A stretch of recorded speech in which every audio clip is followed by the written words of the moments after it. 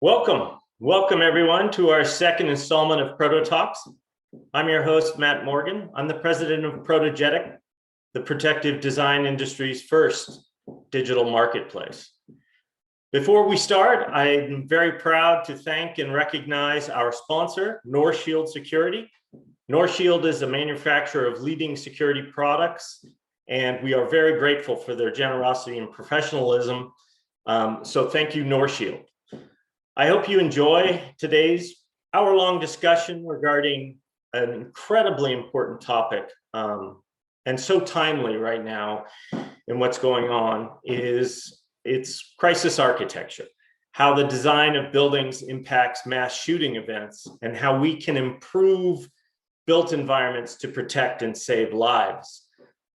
Before we begin also, if you have questions, please put them down in the chat section. We'll try to get to them during the Q&A, provided that we have time for it.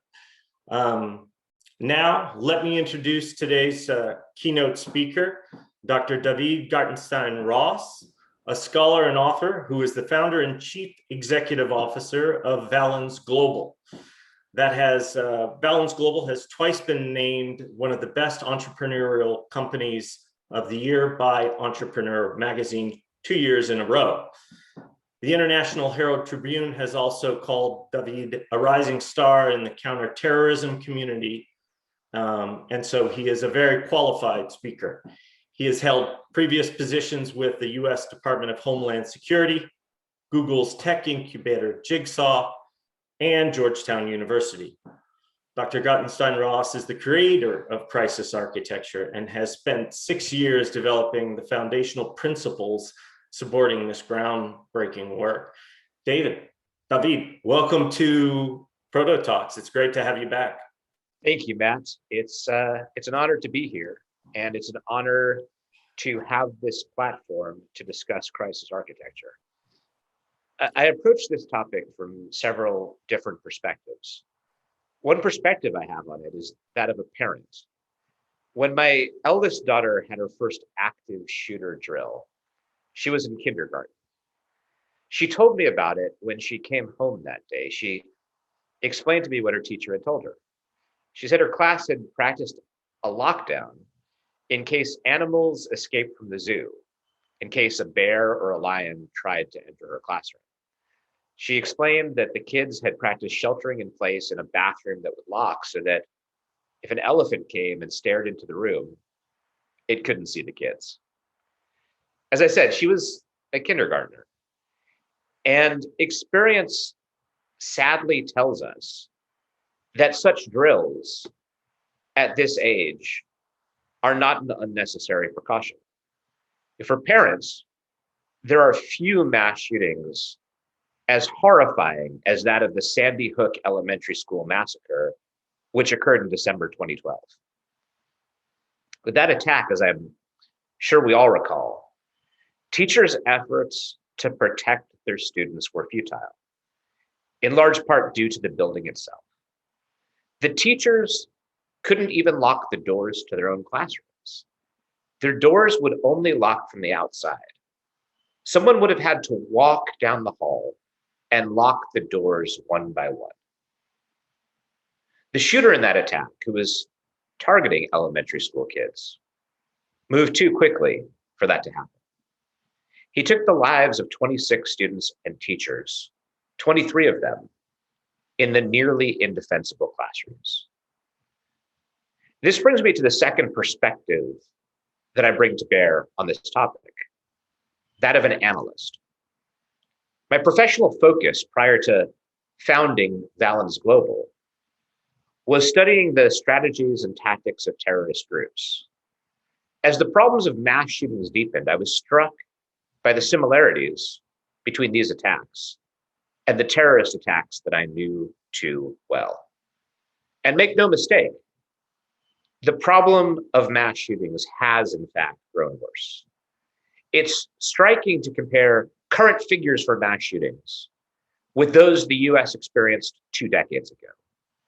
In 2017 and 2018, just before the pandemic, over 800 people died in mass shootings.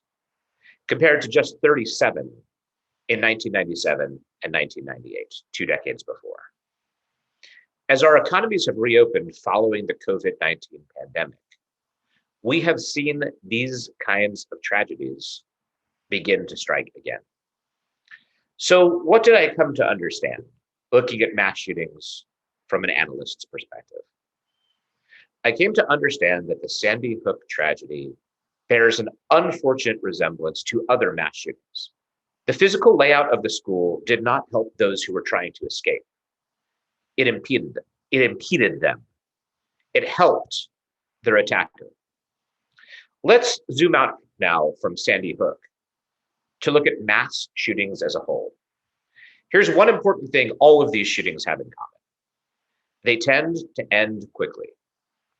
Looking at America's 5 deadliest indoor mass shootings, which claimed over 150 lives, the average time between an attacker entering a structure and the final bullet being fired was just 9 minutes and 48 seconds. One person died every 19 seconds.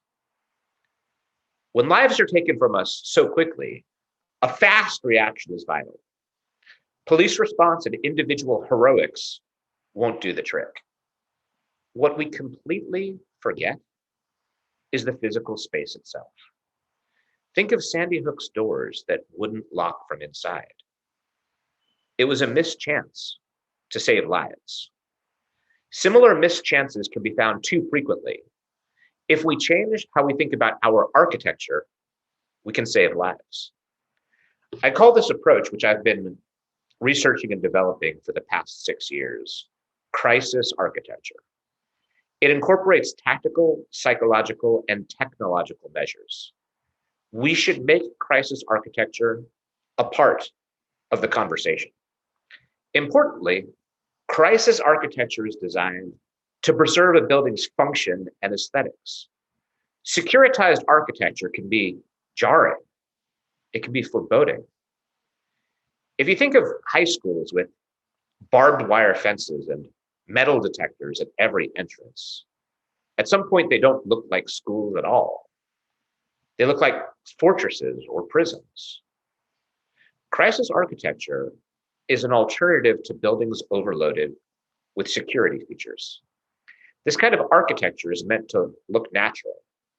It's meant to allow buildings to be beautiful, yet it's also designed to use the physical layout to save lives should disaster strike. So is addressing social problems through architecture a new or novel approach? The answer is not at all. Architecture has been used this way for centuries. Take a look at European landmarks. In the pre-medieval era, the threat of raiding parties led to the development of primitive hill forts. When the Middle Ages arrived, barons facing warfare and rebellions built castles. Perhaps the best known modern architectural paradigm designed to address social challenges is the widely adopted crime prevention through environmental design, which is meant to harness the built environment to reduce fear and reduce criminal activity. After the 9/11 attacks, one of our responses to the threat of terrorism was architectural. In the immediate wake of the attacks, many cities, including Washington, D.C., New York, and Los Angeles, put in place ad hoc defensive measures, including erecting concrete barriers that had the jarring look of securitized architecture. These eyesores were also found to be ineffective. Concrete barriers that aren't secured into pavement can't stop moving vehicles. Such flaws gave rise to a new design-based paradigm called external area defense. At its best, external area defense can secure buildings and public spaces while maintaining their appeal. A great example of how beautiful architecture can quietly address a security concern is the Arsenal Football Club's Emirates Stadium, which opened in London in 2006. The Drayton Park entrance boasts large sculpted letters spelling out Arsenal. On one side is a bridge that can hold soccer fans. On the other side, a public road. These large letters are beautiful. They can also stop a car from ramming the team's fans. The problem with external area defense? It doesn't work once an attacker has passed into a target building. And as we know, that has happened in too many tragic cases. But if you overload schools or places of worship with security features, isn't that at cross purposes with their very function? There's reason for hope. Through crisis architecture principles, the places we care about can maintain the beautiful appearance we demand of architecture. They can also save and protect lives. I want to outline 6 of the core principles of crisis architecture. Though this isn't the entire set of concepts that define this architectural paradigm, they show how the built environment can increase survivability in an attack. Though any one of these principles is good in and of itself, what these principles illustrate is how crisis architecture's various paradigms can strengthen one another.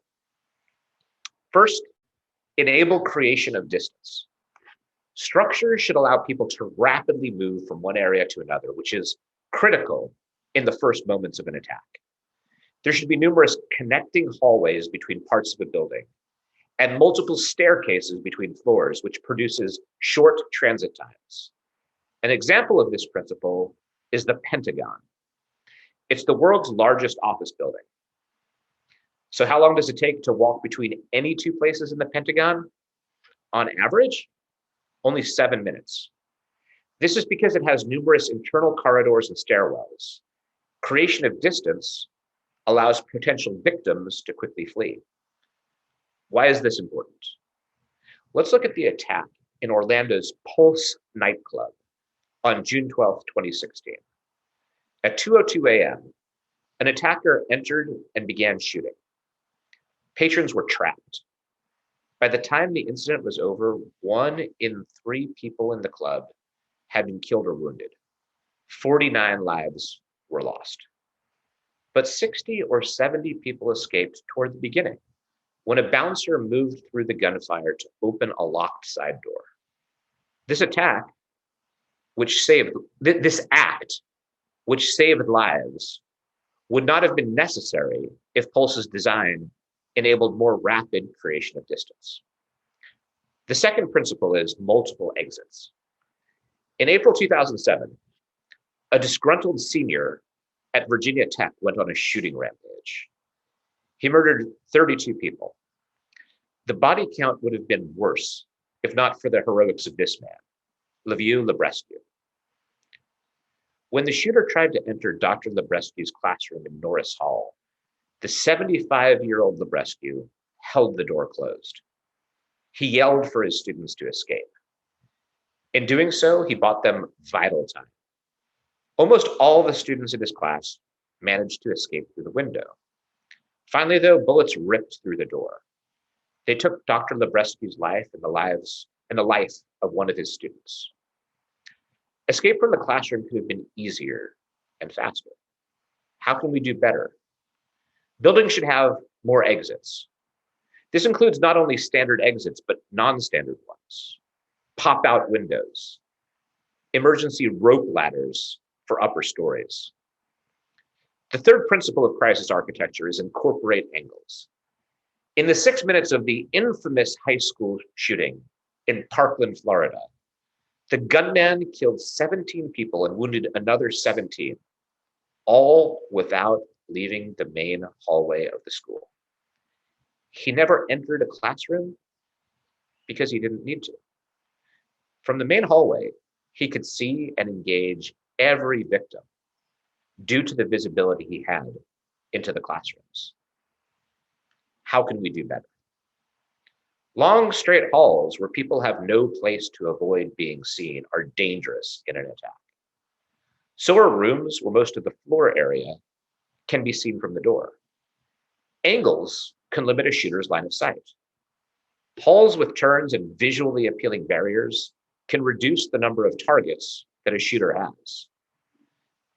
Speaking of barriers, this brings us to our fourth principle: provide adequate cover and concealment. Cover can stop bullets. Concealment can stop a person from being seen. During a December 2015 attack in San Bernardino, at least one victim was hit by bullets passing through non-resistant walls. A second was hit when bullets ripped through a non-ballistic glass door. How can we do better? For cover, designers can use hardened structural features and design elements similar to the arsenal letters that you met earlier. They can use walls built of bullet-resistant materials or ballistic doors and windows. Large plants or furnishings can provide concealment. Another idea for concealment: smoke emitters. They can be triggered by a gunshot or a person pressing an alarm. This is already in place in some American schools. Fifth, enable rapid hardening. Recall that most casualties are inflicted in a short period of time. A design that allows rapid hardening can alleviate this. Features that can rapidly harden a structure include push-button deadbolts, window coverings that drop when an alarm is triggered, and internal ballistic doors that can be electronically closed. Rapid hardening allows a building to maintain its form and its function until hardening becomes necessary. Rapid hardening can also increase the efficacy of the sixth principle I want to introduce, that training and design need to be mutually supporting. When people receive attack response training, such as at schools, the training and architecture need to support one another. For example, if an organization's active shooter protocol is to shelter in place, the spaces where they are supposed to do so must be built to withstand attempted entry. The doors should have secure locks that can be activated from inside rooms, and the walls should be able to stop bullets. Sandy Hook underscores the need for training and design to be mutually supportive. Teachers there had actually trained on lockdown procedures. In fact, the window in the door leading to one of the rooms where numerous casualties were inflicted was still covered by dark paper from a lockdown drill. Teachers there executed the lockdown procedures that they had learned, but their efforts weren't supported by the building design. As I said, somebody would have had to walk down the hall and lock the doors from the outside. If the school had, for example, a system where a single button could be pushed that dropped a window covering and deadbolted the door, the lockdown procedures there would have been much more effective. The principles of crisis architecture can make a difference. Here's why I think they're important to talk about. Right now, advocacy about addressing the threat of mass shootings tends to focus on the most contentious policy debates. That's not wrong, but it's not the full picture. At worst, this dynamic can bring about a paralysis where too little is done before these wrenching debates are resolved. Let's focus also on the physical spaces where attacks occur. The idea of crisis architecture, of realizing that the physical layout of our buildings and public spaces can help to protect us, should resonate across partisan and ideological lines. Crisis architecture should resonate at the local level in the communities that face the threat of these tragedies striking. Mass shootings are a scourge on our society. They have robbed us of too many loved ones. We can find part of the answer in our architecture, and we can work to save lives now. Thank you. Oh, thank you, David. That was incredibly valuable information. And I know our panel would love to weigh in. And so we're going to get started on that right away. Without any delay, let me introduce Holly Stone, Principal Engineer and founder of Stone Security Engineering. Holly has more than 30 years experience in the protective design industry. And alongside her is Mr. Jason Fritz, a lecturer at Johns Hopkins University's Center for Advanced Governmental Studies, as well as a contributing editor at War on the Rocks. Welcome, everyone. Today's panel is going to be a little bit more of a free-form discussion rather than me interrogating you with questions and so on. So let me step aside, but before I do, let me just tell everyone, again, you can go ahead and put your questions into the chat section, and we'll try to get to them, as well as we're going to be sending out a questionnaire that we think is really important for the future of Proto-Talks, making sure we can get the subjects and topics that you find most interesting. So with that said, Holly, Jason, David, let's hear from you. Holly? Yes. So first, David, thank you so much. You know, my career has centered around how to protect people through how we design our buildings or how we respond to emergencies. And I had never quite pinpointed why I'm not seeing a lot of ballistic resistant design, especially in the private sector. And I think your point was excellent, that our approach has not been on protecting against the events. It's rather been trying to politically make comments and come to decisions on how to make them not happen. And I think that by really focusing on this, we can really, again, expand the number of buildings, expand the number of locations that get ballistic resistance or get designed in order to prevent these mass type shootings. So, you know, from my perspective, I really appreciate that. That makes a lot of sense to me. Thank you, Holly. And I know Jason's going to weigh in as well, but I wanted to first address one of the first question in our Q&A, which is, with schools, what prevents students from locking doors if the teacher leaves the room? That's a wonderful question, though I feel that it's actually relatively easily dealt with, because the issue isn't so much whether, obviously the answer is the teacher will have a key, right? Locked doors can open with keys. The fact that the teacher has a key will generally mean that the teacher can get in.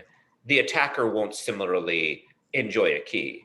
And to be very clear, locked doors are not always, they're not the end all be all. Locked doors can be shut, the lock can be shot out, for example. This is why you tend to multi-layer security. But I feel that for this one, obviously concerns like this, like a teacher being locked out, are one of the things that are in place for schools and some of the hesitations they have. Similarly, if you incorporate multiple angles, then you suddenly have angles where students can do something that is inappropriate behind an angle and be out of the visibility of an authority figure. But at least as it comes to locking doors, I think there you have a relatively easy way to deal with it by just making sure that teachers have the means to get back in. Jason. Yeah, thanks. And also thanks to Protogetic for having me on this distinguished panel. I think Holly's point is exactly right on David's broader points, that this is a massive gap in the policy space about how do we address this from a non-confrontational perspective at the policy level. Until about January 14th of this year, I lived in downtown DC, and after January 6th, one block down from my old apartment, the National Guard set up a massive gated checkpoint. I'm not too sure what it was designed to do, where it was preventing people from getting to. I still lived about, a mile from the mall. And it created this fortress mentality of DC, which I guess fine since I was living in the city, because it was like, okay, it's time to go. But there's a flip side to this. I don't want to call it the fortress mentality. If we think about it from a chronological perspective, target hardening played a major role in decreasing crimes across the United States, particularly breaking and entering, those types of things, right? And part of that was that would-be burglars knew that buildings were hardened. So I think in addition to making sure that they're beautiful, there's an element of not necessarily projecting how targets are hardened or the architecture is crisis adapted, but that it actually is, to make it less of a target and able to move on to something else. I think that's an excellent point. And I know that, in advance of the presentation, Holly sent you and I, Jason, some really incisive thoughts about crisis architecture and its implementation. And I'd love it, Holly, if you could share some of those with the attendees. I don't want to steal your thunder, but I thought that you provided a few points that were just dead on accurate. Thanks. Yeah, and again, right now that we're in a situation where there are new threats. And when I say newer to the concept of public buildings, of private structures, protecting against them. I like to think of this as a new threats, no code, especially in the private sector, because anybody who attempts to harden their building or protect against it, they're going way beyond code and should be applauded right off the bat for doing that.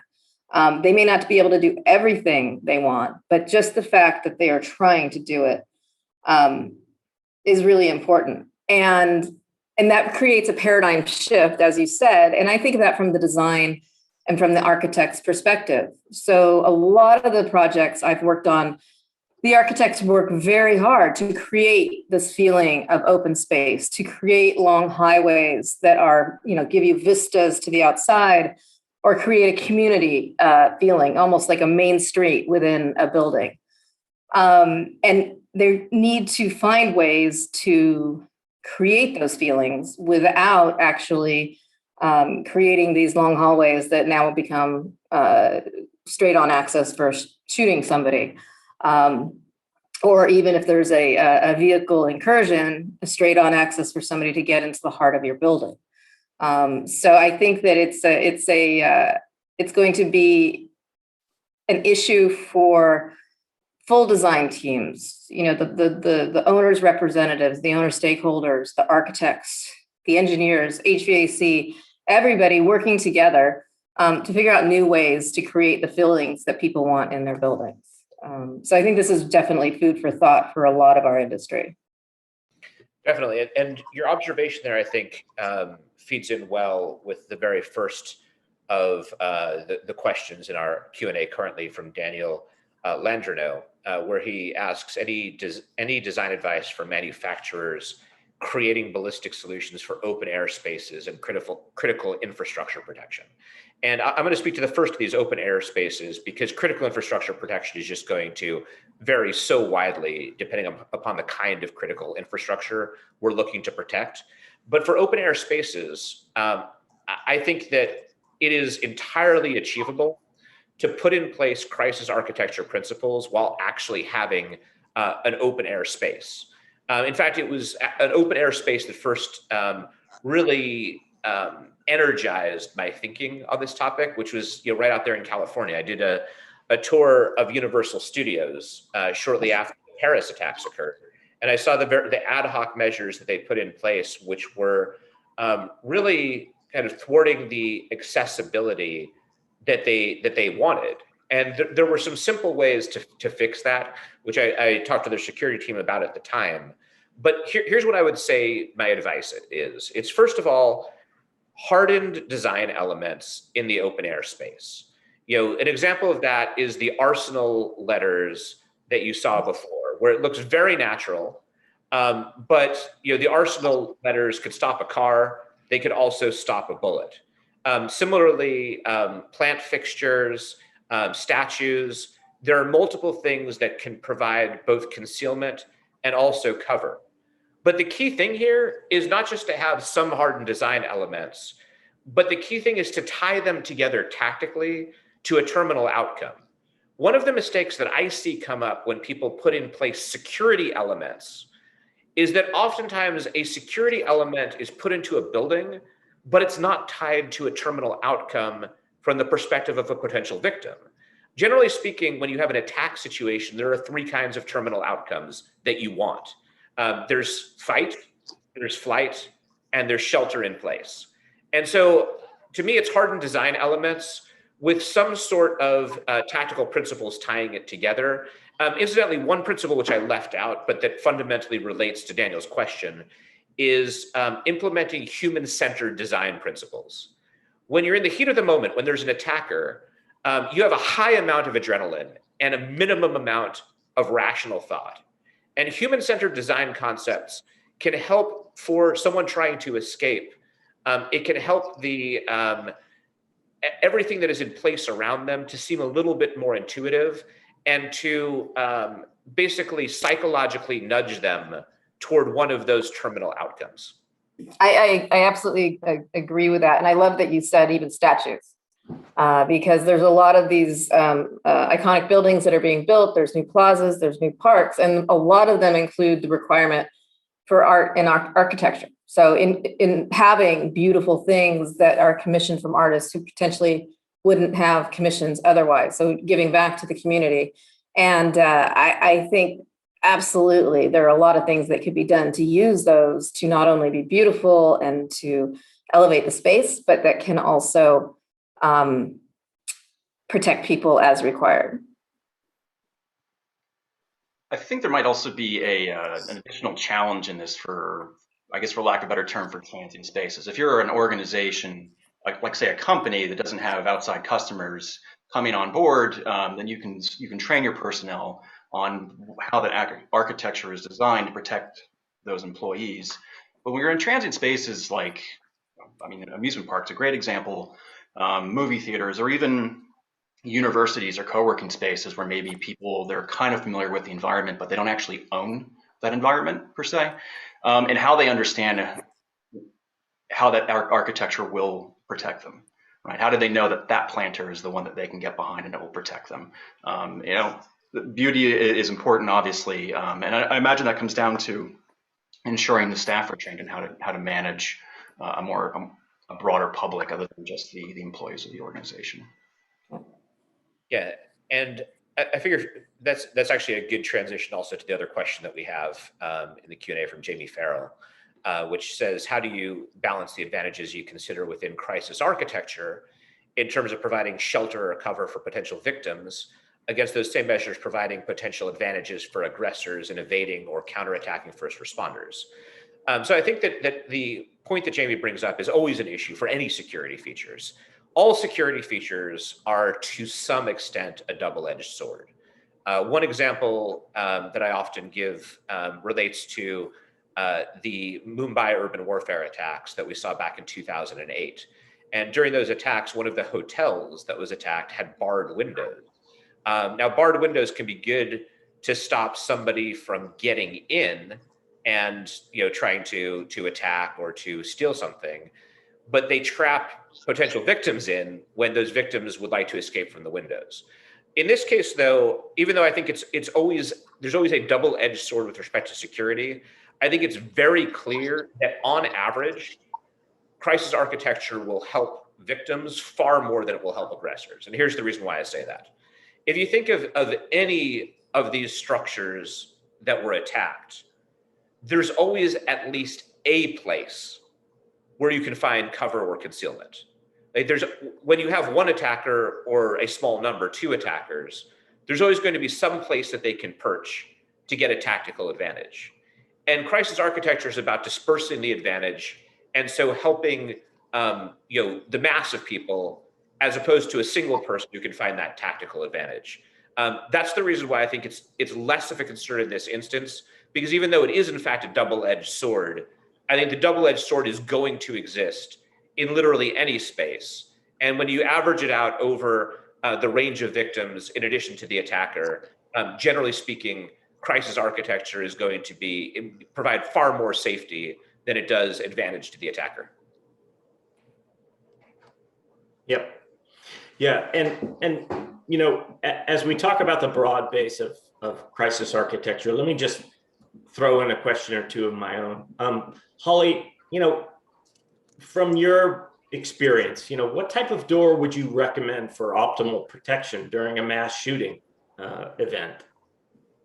Well, optimal would absolutely be a ballistic resistant door placed in a ballistic resistant wall. It's a system. You can't just, well, you can, but it is not as effective to just have one thing that is providing protection You need a full system. You need a full circle from where the people can attack you. So yeah, absolutely ballistic resistant doors. If you're not, and if you're building a new building, you can also incorporate, instead of having something that is an afterthought, you can create concrete walls that have the ballistic resistance. You can have, standard stud walls with drywall, but incorporated in that, you can have a ballistic resistant material. So I think ideally, that's the way you want to go. If you can't do that, if you have an existing location, you don't have the budget for something. One of the things that Davida talked about was, how quickly these things happen. And I have in my head a very big image of an attacker shooting through a tempered glass door. And tempered glass, it breaks into these little tiny cubes, and there's surface tension. And the minute you release the surface tension, it just explodes. Everything goes, and there's absolutely nothing to impede somebody from walking through and continuing on. There's things that we do for blast resistance, which is anti-shatter blast resistant film. And if you put that on a tempered glass window or door and attach it either with a sealant or something mechanical, they can shoot through it. The glass will all fracture. It doesn't stop it from breaking, but there won't be a passage. So you can do something that's fairly inexpensive, either as your fix or as an interim fix as you work through trying to get a more complete system designed. So there's a lot of things that can be done, but it all takes thought and it all takes coordination, and looking at the timing of it is always really important, as I'm sure David would agree. Definitely.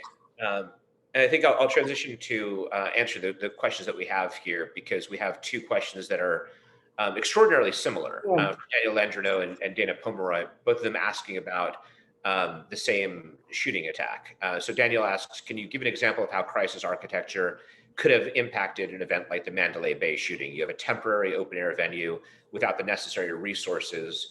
What could have been done in hindsight to protect shelter in place capabilities? And for Dana, it's, do you see a possible increase in mass shootings in outdoor event settings that are open air, similar to the LV concert shooting?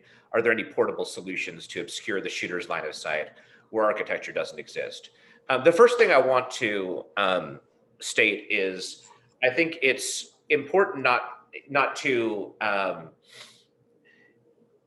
for me as a designer of crisis architecture, it's important not to portray it as a panacea for all things. In putting it together in the first instance, I focused very much on indoor as opposed to outdoor shootings. So when I talked about how quickly shootings end, the deadliest outdoor shooting in U.S. history, the deadliest mass shooting in U.S. history was the Las Vegas shooting. I didn't count that in the shootings that I was looking at because I think there's a difference between indoor and outdoor shootings. Now, I think there are some things that can be done. Dana's comment talks about portable solutions. You can put up portable solutions similar to what we were talking about before, from plants to statues or other installations. That could be a part of it. But for me, even though that would be helpful for outdoor venues, the fact is that for indoor venues that should be much more defensible, we just aren't doing our job right now. These indoor structures are not as securitized in this way as they should be. And so to me, I'm much more focused on how we can deal with indoor venues. As I said, for outdoor ones, temporary installations, the other thing I'll throw in for outdoor ones that makes it a little bit more complex and can problematize looking at crisis architecture as a panacea is that you also don't really know what the shooter's angle will be, right? In Las Vegas, like the angle was from a hotel a long way away. There are probably at least a dozen other angles that the shooter could have used, and trying to anticipate all of them and provide directional security, it's a complex undertaking. It's not impossible, but to me, a focus on low-hanging fruit makes sense, even though I think there are solutions to the outdoor venue shooting problem. If I could add one thing on the outdoor shooting, yeah, I completely agree with David. I don't see that as there's not much architecturally that you can do there, but there probably are some technologies that could help, like gunshot sensors. I was an Army officer, we used to have them called boomerangs, and so if it heard a gunshot, it would automatically slew a firearm onto where that gunshot came from. I don't think concerts should do that per se, but maybe have a series of them with lasers attached that could potentially blind a shooter from seeing the target area. Let me ask a question sort of David and Jason. So David, in your presentation, you talked about the smoke emitters. And it almost seems like from an outdoor perspective, you might be able to implement something that could take many angles and just create a line of sight issue with that. I know there must be some challenges with it, but what do you guys think about that? Yeah, I mean, I think that's very true. That actually provides probably a good 80% solution, because if you have smoke that and you could even have them trigger at such an angle that they're really providing cover from or rather concealment from above, right?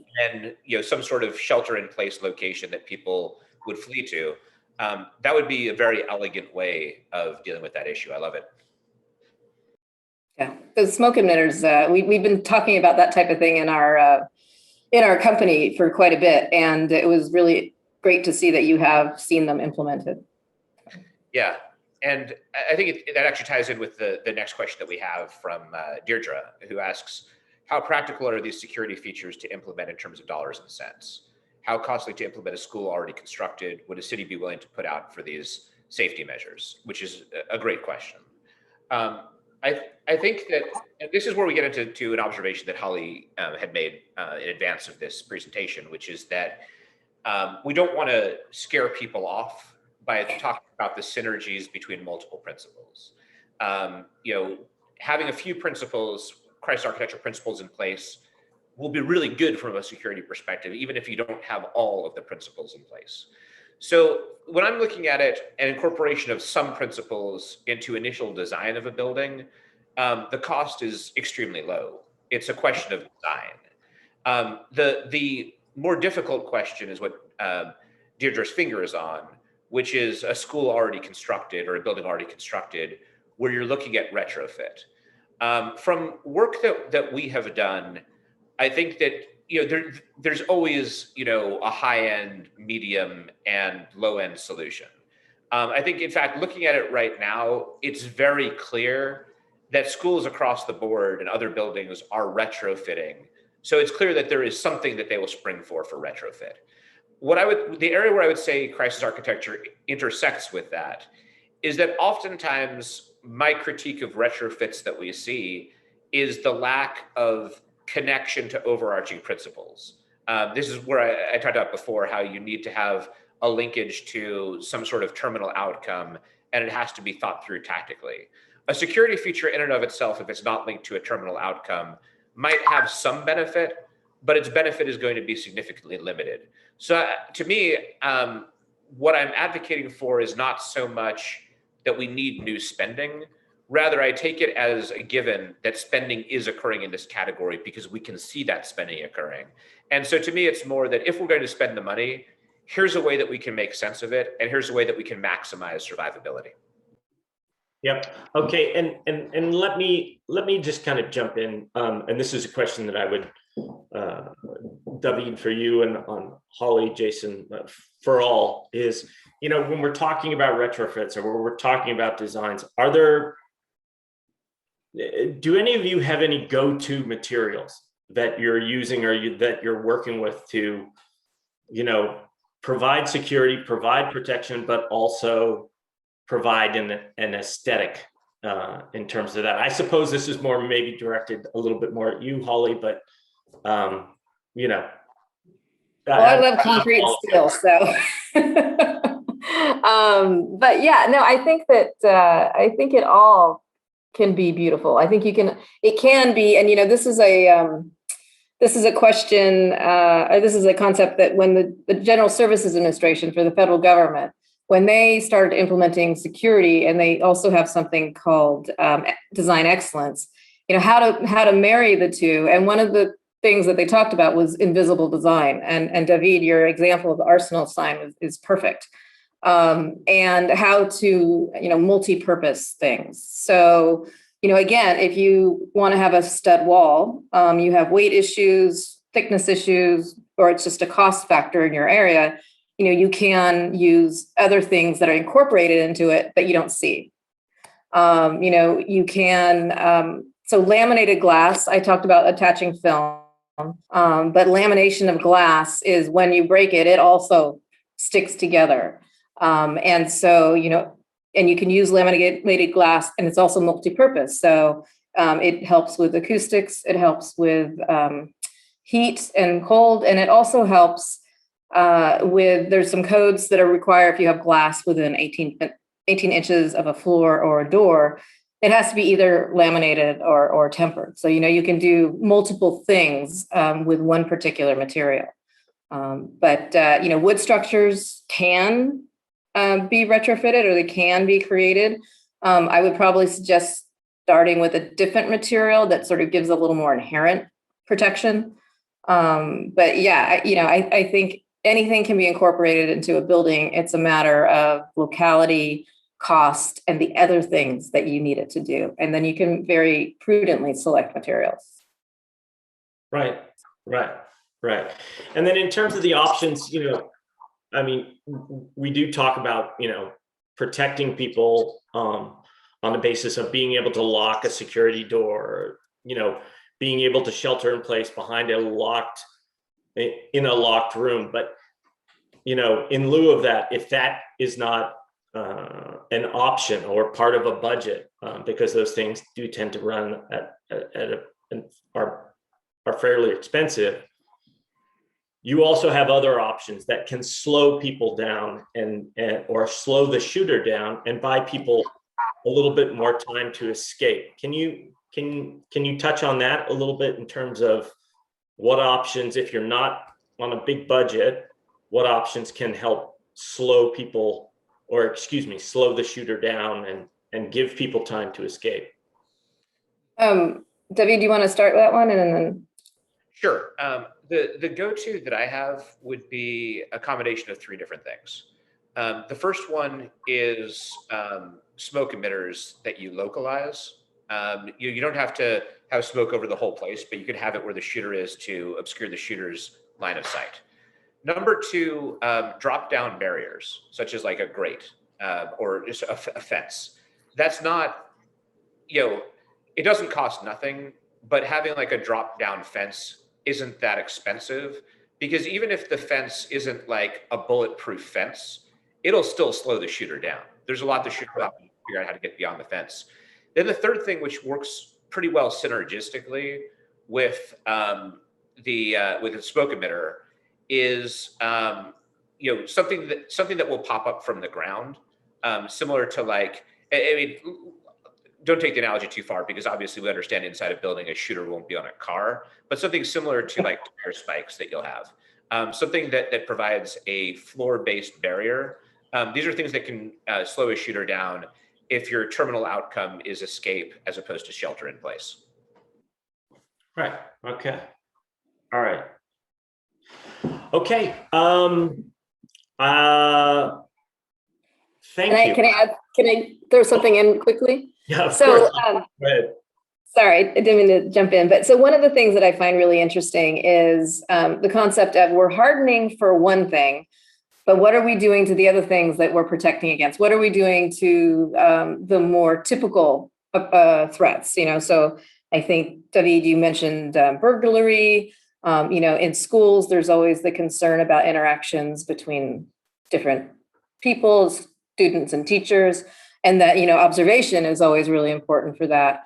The other thing that I think is really important is that, a lot of these things that we do when we're actually talking about hardening, when we're not talking about changing locks, we're not talking about smoke emitters, when we're actually going to harden, we're going to put in ballistic resistant doors and windows, or we're going to put in an applied material for ballistic resistance. We have to make sure that the first responders in the area know what they're expecting. Because if there's a fire, which is probably a higher probability event, we want them to be able to do their job quickly and safely and get people out, like the terminal outcome, like David was saying. We want to make sure they can get out. And going through a ballistic resistant door versus going through a standard classroom door are two totally different ballgames. And we came across this with with blast resistant windows, which the government was putting around all the country, but not necessarily because of the different permitting process. All of the jurisdictions didn't necessarily know what they were coming up against. So we worked with the GSA and the Department of Homeland Security to come up with a program to just inform people. So I think, having a multidisciplinary team when you start talking about this, I think is really important because there's things I would not think about that really have to be taken into account. And there's things I would think about that potentially others wouldn't take into account as well. So I think it's that team effort that's really important to make a really good protection project. Okay, and we have another question here that I'll throw out to everyone, also from Dana Pomeroy. Please address how drop downs work with fire life safety, suggesting products like Wandor or something like that. Does anybody want to take that? I'm looking at Wandor now. What did you say, Holly? I'm looking up Wandor now. I'm familiar with Wandor. I'm not familiar enough to suggest it as a product. The only thing I'll say is that to me, drop downs are pretty neutral with respect to fire safety, in the sense that generally speaking, a drop down is just not going to be deployed. It's only deployed in certain instances. So I see them as to some extent non-intersecting problem sets. I do think that Dana's point is getting to that it can actually perhaps enhance fire safety, but there I'm not familiar enough with the product to put in an endorsement. Though anytime you're able to solve more than one concern through a feature, it's going to have much more value. Okay, all right. All right, I'm gonna call that a wrap. This has really been great, and let's conclude today's panels. On behalf of Protogetic.com and our sponsor Norshield, we'd like to thank Dr. David Gartenstein-Ross, Holly Stone, and Mr. Jason Fritz for your time. It's been a truly informative hour. Please comment and send us any information or questions that you'd like at info@protogetic.com. And please fill out that survey as well. Thank you, everyone. And we will see you next time at our next Proto Talk. Thank you guys very much. Thanks. Very interesting.